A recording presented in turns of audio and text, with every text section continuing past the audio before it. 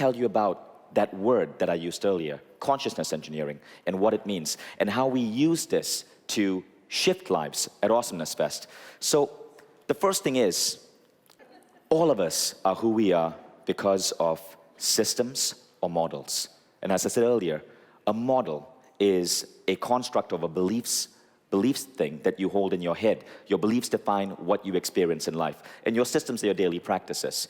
Now, let me give you an example, right? These are systems that we have for functioning in the physical world. You wake up in the morning, you brush your teeth, you go to the gym, you count calories as you're eating, you commute. These are all systems we use to live. And these are models that we use to understand our world today. Calories, it helps us figure out what to eat and when. Marriage, it's a way to somewhat guarantee that you have companionship in your old age. University education. A lot of people believe that this model helps secure you a job. Retirement, a model so that after years and years and years or decades of working, you can finally have fun. Religion, a model so that you go to a place called heaven or hell, depending on how you behave in the world. Now, I'm not saying any of these models are right or wrong. All I'm saying is large chunks of human being live life based on these models. Now, there are alternate systems that some people are now looking to embrace. Meditation is getting more and more popular around the world. That's a system to basically gain inner peace and reduce stress. Today, at least since 2003, more Americans practice meditation than ski. Meditation has been growing in popularity. Gratitude. There have been numerous scientific studies led by Martin Seligman on gratitude and how gratitude is a beautiful new system to boost human happiness. There's Blisscipline, which is a system we teach at Awesomeness Fest, which is about the discipline of being in bliss, or the 3 most important questions, which is a system of goal setting that many of you who have been to A-Fest before would have experienced. And then you have alternate models of looking at the world. Models such as the flow state, impossibility ceilings, reservoirs of fate, connectedness, or intuition. None of these may be true, but the fact is, when you believe that they are true, you start experiencing some of the benefits of them. So let's go deeper, right? Let's look at our systems for living. So every morning you wake up. You wake up and you go through a certain ritual that you repeat almost mindlessly every single morning. Now that ritual might be you crawl out of bed, you put your clothes on or your bathrobe on, you go to the restroom, you brush your teeth, maybe you take a quick shower, you step out, you eat breakfast, you have a cup of coffee, you go, get dressed, head out to work. How many of you here do any of those things in the morning? Raise your hand. But here's the thing, right? While we have these systems to take care of our physical evolution, many of us forget systems for our spiritual evolution. So, raise your hand again. Keep it raised. Now, I want you to just gently drop that hand to the person on your right. And if there's no one on your right, just pick your person on your left. Okay, you guys are confused by left and right. We're going to put that in the application process for Awesomeness Fest. Yeah. Okay, now do this, okay? I want you to just lean in. Just push their hair back and just smell their neck. And if you don't know each other, that makes it even more awkward. Make a new friend. Come on, sniff them. Look, you've already kissed on the mouth, people. Just smell the person on your right. Go ahead. Now, what did you smell? Someone tell me, what did you smell? Perfume? Perfume, cologne? Anyone smelled anything unique? What? Well, don't just giggle, share. What did you smell? Sweat, okay. What else did you smell? The ocean. Anything else? Alcohol. So here's the thing, right? The fact is, most of you, 99%, except for the sweaty alcoholic, probably smelled okay. Yet if you were doing this exercise maybe 100 years ago, all of you would have stank. Because 100 years ago, honestly, there was no such thing as Axe body spray. Perfume was ridiculously expensive. People were lucky if they could shower at least once a day. So in the last 100 years, we've learned to take better care of our physical bodies. We groom in a different way. We wear clothes. We shower with hot water. We have all sorts of cologne or body spray or perfumes that we spray onto ourselves. We have adapted our systems for physical living. But the world has yet to adapt its systems for conscious living. And so what happens is you crawl out of bed every morning and you step out your door and go to work and you are looking good and smelling fresh. But millions of people do not take the trouble to make sure that their minds are equally fresh. So they might step out of bed with feelings of guilt or depression or stress or anxiety or fear, and they do nothing about it. Yet almost all of these things are fixable. Almost all of these things can be hacked in a way, and they are not stuff that's mandatory. Happiness, scientists are saying, is something that comes outside you, not internally. And with the right tools, you can actually shift your levels of happiness. Things such as stress or anxiety can be made to completely dissolve with the right tools. We don't, however, practice these right tools. Now, we call these embodiment practices. And one of the big things that happens at Awesomeness Fest is you will learn some of these embodiment practices. Now, that's what we mean by systems. And we're not just going to be talking about systems for clearing your mind. At Awesomeness Fest, you will learn systems for building a business, systems for setting goals, systems for taking care of your body. But there's one more thing that defines who we are as a human being.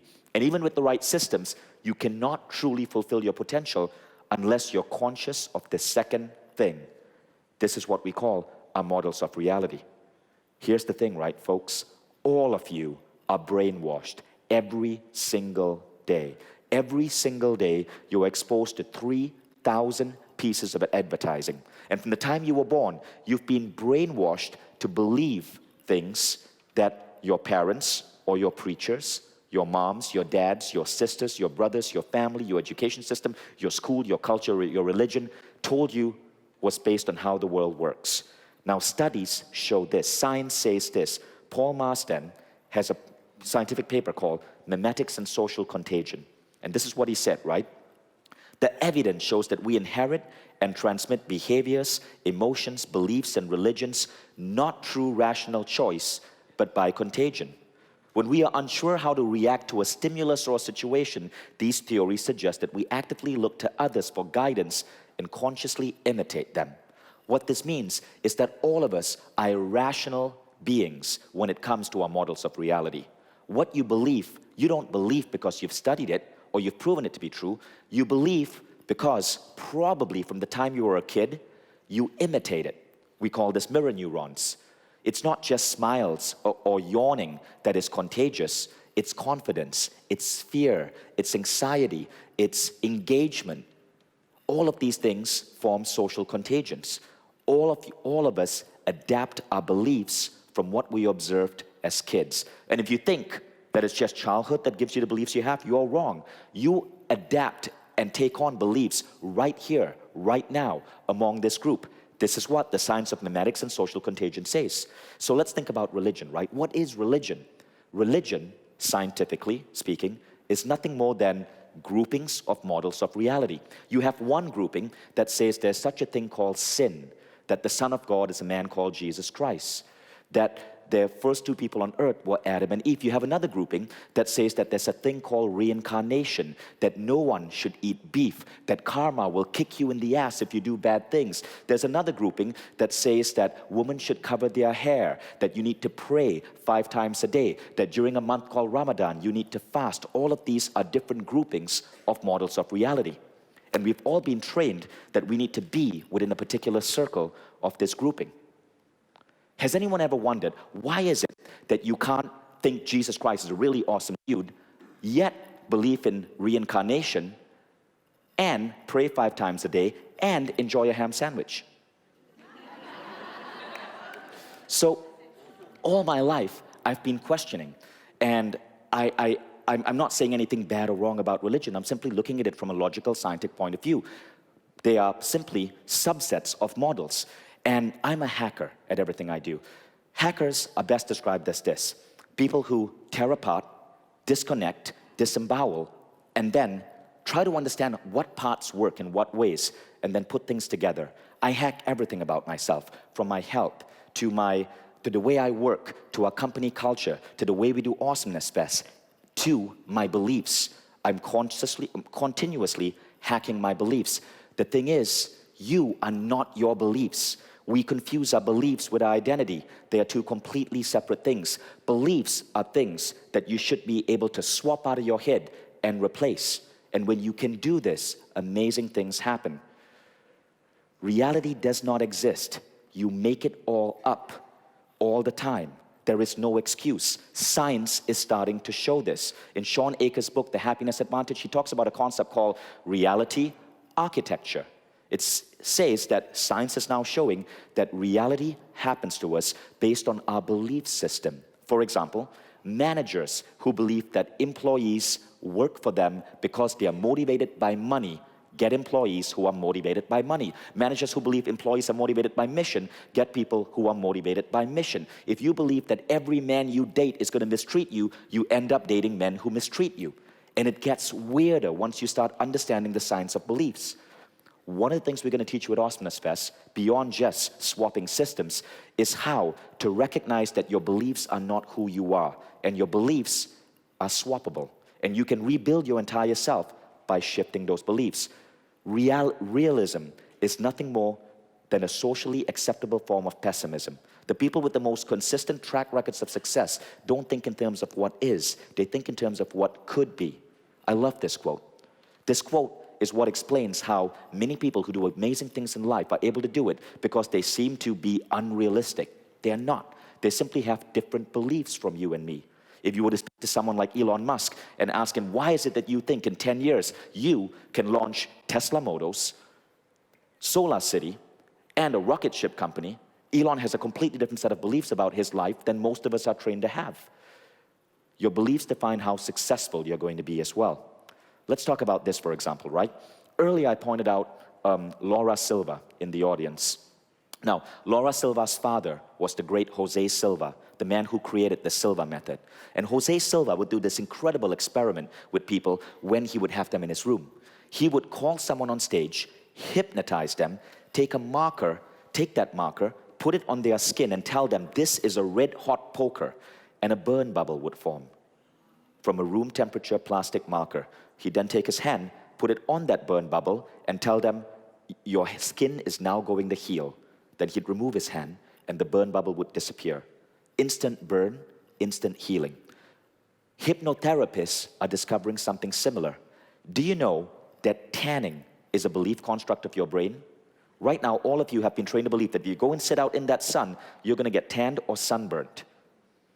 However, hypnotherapists have found that you can hypnotize someone in a chair and make them believe that they are sitting outside under the hot sun and their skin will tan. The human organ is one of the most susceptible organs to the power of the mind. Post-Obama great score. So a couple of psychologists wanted to do this crazy study, right? They were wondering, why is it that when you take a group of American kids in school and you give them a standardized test, the Asians tend to do the best, then it's the whites, and then the laggards are African Americans. And they wondered if this was nothing more than a belief construct. So they took a group of kids and they gave these kids a test. White kids and African American kids. And as expected, African Americans did less well than the white kids. Now, these scientists timed this. They knew an election was coming up and that an African American, Obama, might be elected president of the United States.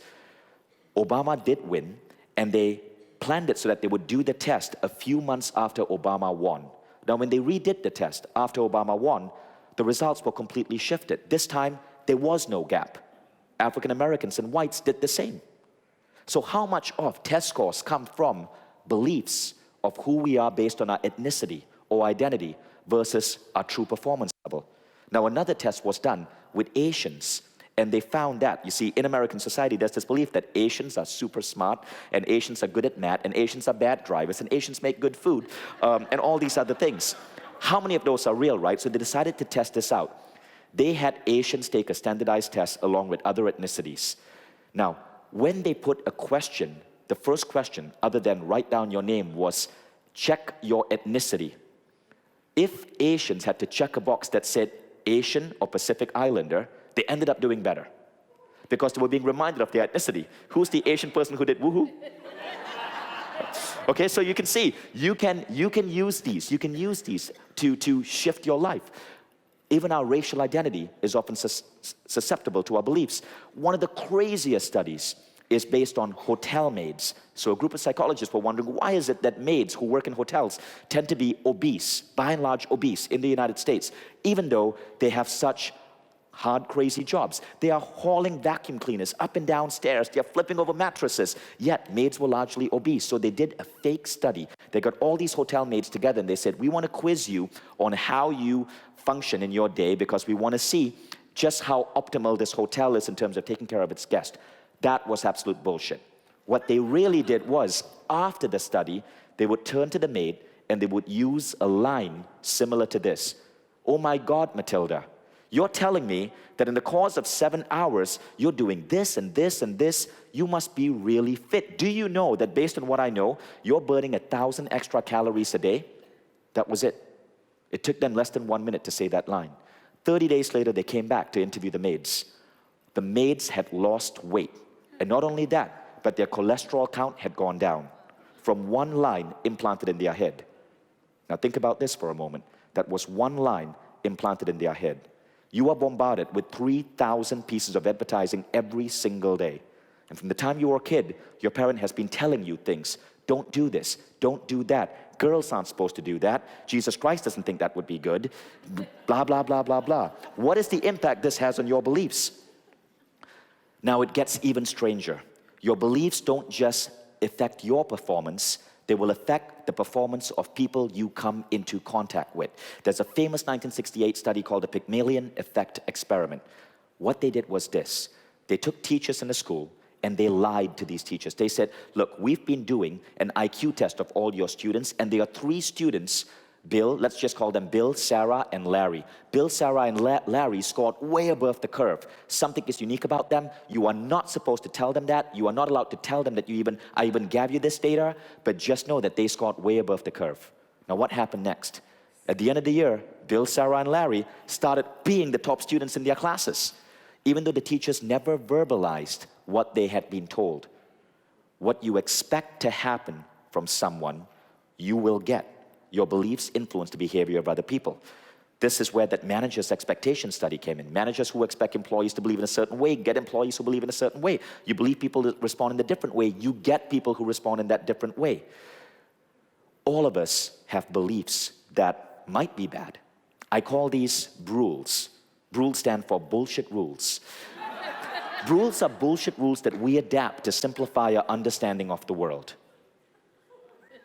Human beings look at patterns. So when we try to understand how the world works, we look at certain patterns and we make conclusions, right? So we talked about fit hotel maids. We talked about racial stereotypes and exam scores. Let's talk about my bullshit rules. We form our bullshit rules based on our culture, our religion, our belief system, things like that. Now, I had a dad who was an entrepreneur. And growing up in Malaysia, I grew up in a really middle-class family. My mom was a public school teacher. My dad had worked as a manager in a department store for 22 years. Collectively, as a family, we brought home maybe $1,700 a month. That was it. Until I was 12 years old, I slept on a mattress by the side of my parents' bed. I didn't even have my own room. I went to a horrible school, a horrible government school, because they couldn't afford to put me in a proper school. I even went for a school in a language I didn't actually speak, Malay, because my parents couldn't afford to put me in a proper British English school. Now, something shifted at a certain point. My dad saw that my education was completely messed up, so he went to his boss and he said, listen, at the salary you're paying me right now, which was under $1,500 a month, there's no way I can afford to educate my son. So, is there anything you can do? His boss wouldn't do anything, so my dad quit and started a company. And he worked his ass off, and it wasn't a cool company, it was an import-export company. He would import garments from India and China, put them in boxes, repackage them, ship them out in lorries to department stores. He was basically doing import and exporting. And it was a rundown warehouse. His workers were the lowest labor workers you could get. And after school, I would go work with him and haul boxes into trucks. It was back-breaking, tiring work. You were literally working in one of the most menial jobs you could have, but the business brought in money. And very soon, I could be taken out of that horrible government school, and I could be put in a proper private school where I got a decent British education. But that was what I went through growing up. Now, this caused certain rules in my head. One of the rules was, my dad is awesome. My dad was my hero, and that was true, and I still believe in that today. Another rule was entrepreneurship is amazing, because if you're not an entrepreneur, you will never be able to afford good things for your family and your life. That too is a good rule. But I also developed some bullshit rules. And one of those rules was entrepreneurship equals hard work, because I saw my dad go through this. I remember one day, I was maybe 15 years old, my dad came home from work late as usual, around 9 or 10 p.m. He walked in through the door, my mom and I said, "Oh, hi Dad," and all of a sudden he fell backwards, boom, and hit the ground. And we were scared. We thought maybe he collapsed, maybe he had a heart attack. Fortunately, he was fine. He just collapsed from sheer exhaustion. That caused another rule in my head. I started to believe that to be successful as an entrepreneur, you have to work your butt off. And if you do not work really, really, really hard, you're going to not be successful. So my rules were, entrepreneurship is awesome, but you will only make money if you work your butt off. We're talking 12-hour days, slaving away in a factory. That was the only way to succeed. And that was what happened to my life and my business. Now, my business started to stagnate when I became a father. So my son Hayden was born in 2007. And about a year later, because I believed in this rule, I decided that I wanted to work less so I could be more of a dad. But of course, that second element of the rule kicked in. If you don't work your butt off, your business will fail. So 5 years into starting Mindvalley, I found that it was May 2008, this was 5 years ago, we were doing about $250,000 in revenue, but we were losing $15,000 a month. We were losing $15,000 a month.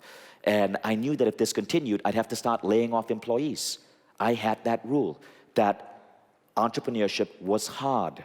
I had to work crazy long hours. And I was afraid that if I did work those long hours, I would alienate my then one-year-old son. But if I chose not to, I would suffer. And that's what started happening. My rule became my reality. Mindvalley was on the verge of closing down.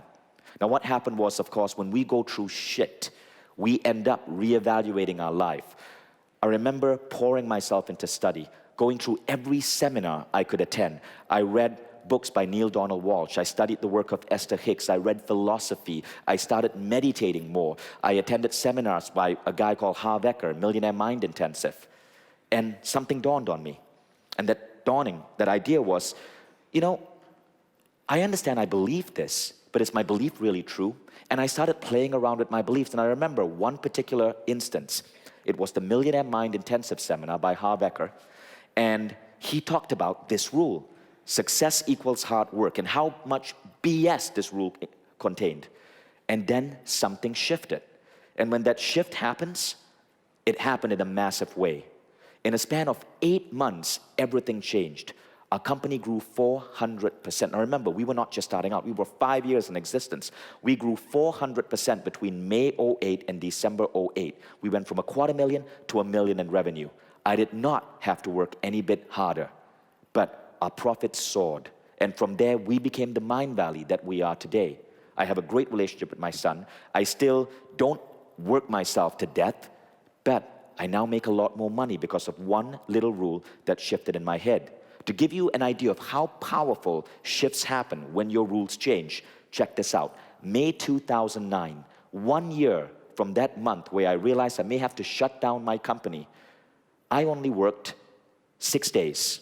I spent 21 days in beaches around the world. I got to go hang out with Tony Robbins in Fiji. I got to spend some time with Richard Branson on Necker Island. I got to attend a friend's wedding in Cabo. I literally spent 21 days in beaches around the world. In that same month, our company had its biggest ever month in history and its single biggest sales day, even though I was a complete slacker and getting a tan in my head.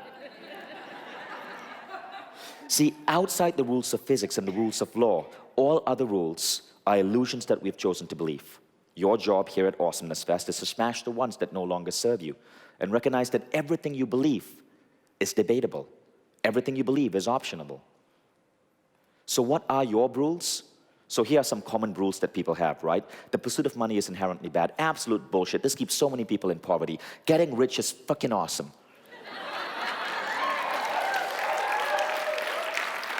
College education is necessary. Absolutely not true. I found that I get often better employees hiring dropouts than Harvard graduates. No offense to Harvard, it's just that college education does no longer guarantee success. Aging is a part of life. When you meet people like Terry Tillman or other people I know who are in their 60s and looking so radiant and healthy, you start understanding that aging might really be optional. Ray Kurzweil has even said that aging is going to be optional for most people of our generation, and that it's going to be quite probable that many of you here might live forever. If you don't believe me, watch the film Singularity. Success equals hard work. We talked about that one. We dashed that one. There's a masculine and feminine way of doing business. One is close to me based on the fact that I do not possess a penis or a vagina.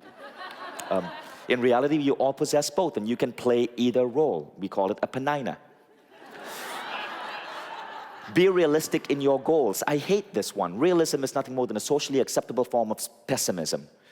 So, what we're going to be sharing with you here are new models of reality, the flow state, pursuing happiness, setting goals, prioritizing what truly matters. But the most important thing, though, is really recognizing that if you study some of the greatest people who ever lived, you will notice that their rules of the world were very different from what you'd been taught.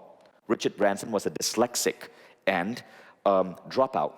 His principal said you were either going to end up in jail or end up a millionaire.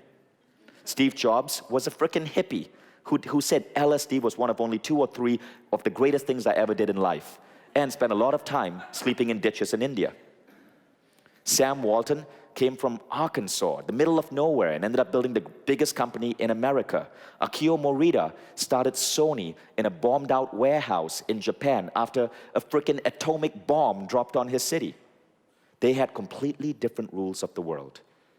I think you will learn more about success and really getting your impact out to the world by reading biographies than, and excuse me for being blunt, than listening to your parents, your teachers, your school, or your religion, or your culture. Choose the rules that you think are going to make the biggest impact in your life, and understand that your rules are swappable. One of the things we're going to do here at Awesomeness Fest to help you, we want to make sure your training happens even after the event. So, thanks to Brian Johnson, one of our authors, we're going to comp all of you with Philosopher's Notes. It's one of the best personal growth products. So I know all of you are busy. You may not have a chance to read 100 books on personal growth that completely shift your rules. We're going to comp it all to you. It's completely free and you can share it. Philosopher's Notes is basically book summaries. Brian has taken the top personal transformational books of the last 100 years, summarized them into a 20-minute audio and a 6-page PDF where he outlines the greatest ideas from this book. You can listen and get the ideas from a key book on your 20-minute commute to work. In 100 days, you can go through 100 books and completely shake up your understanding of the world. So, the donor is Brian Johnson, an amazing Silicon Valley entrepreneur who moved to Bali and started this project. Now, how do we bring model shifting and systems to A-Fest? Here are a couple of things you're going to experience. Firstly, you'll notice lots of deep connections happen at A-Fest. A lot of hugging is going to happen. In fact, we do have a session on hugging. There is an art to hugging that I want you guys to learn. We talked about the Very Happy People study. Social support was a far greater predictor of happiness than any other factor. That's something we're going to do. We're going to give you social support. You're going to meet some amazing friends. There's another thing that's really interesting, though, and we call it the ripple effect, emotional contagion and influence on group behavior. So Sigal Bassad, a Yale psychologist, said this: positive people, when implanted into a team, so they basically took teams at work, and they had a decoy, a person who was primed to be positive, and then just implanted into that group. What would happen is group performance would go up. It would reduce group conflict. It would create more cooperation and greater overall performance for the task at hand. One positive person could seed a massive boost in productivity. You'll notice that at Awesomeness Fest, everyone in my crew is a positive person whom we have seeded. And that's one of the reasons why you'll notice so much smiles and happiness and excitement happening, because I bring together a team that is going to start seeding these emotional contagions within this group. And that's one of the reasons why at Awesomeness Fest, you get these like waves of emotion that happen because of the ripple effect. Now, we're also going to teach you special systems. Lara Berg, are you here? Lara is going to be teaching you guys yoga. So every morning, there's an option to learn yoga from Lara Berg. Christine Bullock, come on stage. And I apologize for this misspelling of your name. Everyone give a big round of applause to Christine Bullock. Nice to meet you, Christine. This is my first time meeting Christine. So Christine, you may have seen her on American Gladiator. She's an amazing trainer. She was voted LA's hottest trainer. She is someone whose star is on the rise. And Christine is going to be kicking your butt on the beach every single day. Christine, we're going to put you on stage a little bit later so you can tell them how you're going to be torturing them. Okay? Later. Or if we have a mic right now. Oh, Lara's here. And if I could just get a mic, let's just have Christine and Laura share what they're going to be doing. Okay, so Lara has been at Awesomeness Fest now for several years. Lara is going to be teaching yoga. Hannah, could I have the mic, please? Lara, tell us what you're going to be doing. Yeah, absolutely. Thank you, Vishen. So excited to be here. I will be sharing the ancient understanding of yoga in the yoga sessions this week. So it's going to be a really nice, gentle wake up to the body. So if you wake up and you're feeling a bit tired, do not worry. Bring your cozy, delicious self to practice, and we'll just set a lovely intention for the day, wake up the body in a gentle way, and have a really lovely time right on the beach. And so I'm looking forward to seeing all of you. That would be amazing. 350 people doing yoga on the beach in Dominican. Awesome, thank you. Thank you, Lara. Yes. You can have a seat. And Christine, tell us what you're going to be doing. Yes, so I would like to say it's going to be nice and cozy as well, but it probably will not. We're going to be doing a little bit more of a high-intensity workout. I wanted to mix it up every day for you. I'm yoga certified, Pilates, high intensity, so I like to teach a lot of different things so your body never plateaus, and I thought I would bring that to you so you could experience something different every day. The first day we're going to do something called Body Shed. It's like a circuit training, and I know that you guys like to get to know each other, so we're going to be like partnering up and just having fun. Honestly, you probably burn more calories laughing and smiling, so lots of fun. Day 2, if you want a little bit more of a calm workout, which I figured some people do, it's a mixture of Pilates, of strength training, a little yoga in there, but it's what I do for professional athletes. It's all core training. And then day 3, it's another circuit training, but it's called Body Stacked. And we start to stack the circuit. So you have circuit A, circuit AB, circuit ABC. So pray to God that I don't start with burpees, because you'll be doing hundreds of burpees. But we'll have great warm-ups, great cool-downs, and I promise you're going to have a lot of fun. Thank you. One of the reasons why we do this is because we want to teach many of you new systems of enhancing your body, whether it's yoga or circuit training or other forms of exercise. And we're going to do this in such a way where we're really going to kick your ass, but you're going to get pushed to go beyond what you've done before. So I strongly recommend this. Oh, and just to make it even more interesting, from what I heard, I think Christine's workout session is going to happen just on the sandy area outside the Naos restaurant. So for those of you who decide to skip the workout and go eat breakfast, you're going to feel really guilty. And now, Tom Cronin. Tom, are you in the room? Tom hasn't arrived yet. Okay, so there will be an optional meditation as well. Now, all of this, yoga, meditation, Christine's workout, are all happening at the same time. Unfortunately, due to time constraints, you have to choose. Okay? And what I encourage you to do is to pick the one you do less. If you're the type of person who wakes up every morning and meditates, try working out. If you're the person who works out every morning, try meditation. We want to introduce you to a system of living that you may not yet be doing. Now, keep in mind that this hotel is an all-you-can-eat hotel. So you're going to be tempted with really good food. And then it's all you can drink. So you're going to be tempted with a lot of alcohol. All you can dance, thanks to Sammy. And then just to make it even slightly more wicked, there's a casino here. So there is a lot of temptation. You guys are adults. You get to choose what you want to do. And we hope to see you on the beach, yoga or working out. One more little Awesomeness Fest tradition I want to introduce to you guys, because this is a really important system that helps elevate your happiness and the happiness of people you touch. We call it sugar cubes. So, Tanya, when are the sugar cube envelopes going to be up? Okay, so starting later tonight, you'll see that there will be envelopes outside for every single person in Awesomeness Fest. We are going to take your photo and stick it on the envelope and write your name on it. If you haven't taken those photos on Polaroid, please go out and get a photo taken. Now, at Awesomeness Fest, we have the tradition where every time something happens that you feel appreciated for because of someone else, maybe it was a speaker on stage, or maybe it was someone who, you had a wonderful conversation with on the beach. Maybe it was a friend who brought you water when you were thirsty. You write a little note of appreciation and you stick it in the envelope. So you want to write as many of these notes of appreciation as you can. And what happens at A-Fest, we've been doing this now for 4 years, is on the final day of Awesomeness Fest, as you get on that bus to go to the airport and board your flight, only then are you allowed to open up these envelopes.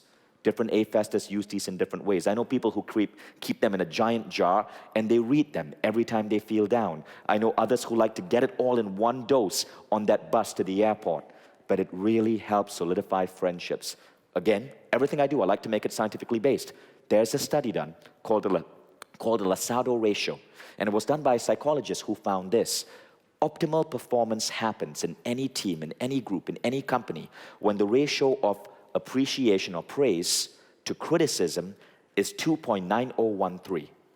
That's how exact these scientists were. And what they found is that if you praise and critique the same amount, you cause a massive drop in performance. But if you raise it to 2.9013, a massive boost in performance. In fact, they suggest that 6x is the ultimate for massive boost. What typically happens at Awesomeness Fest is the ratio is through the roof. People are getting 20, 30 times more praise and appreciation and hardly any criticism. And that helps create that feeling of a high. But studies also found this. They found that when you write a note of appreciation, not only do you make the other person happy, but you gain the biggest happiness. And I want you guys to keep that in mind. So, Sean Aker in The Happiness Advantage says this, right? That there's this increasingly new scientific study on the science of gratitude and appreciation, and it's almost like the Copernican revolution. What he says is that once we accept that this is the way human beings work, it's going to lead to massive shifts in how we run our society. It's a beautiful system, this appreciation thing, and we want to really have you guys get used to it. This thing with sugar cubes is part of your training to be more appreciative of everyone you come in touch with. That's it for everything I had to say. I'm now going to call up Novalina to tell you guys what's going to be happening next. Thank you.